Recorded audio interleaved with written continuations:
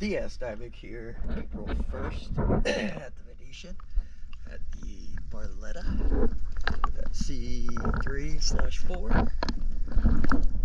Nope, C3x2.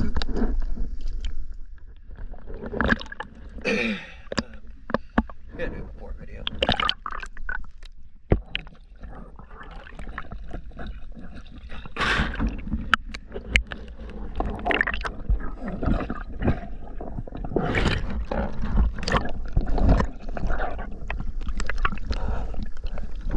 Looks like most everything's cleaned up nice. I did notice that I'm gonna have to scrub the starboard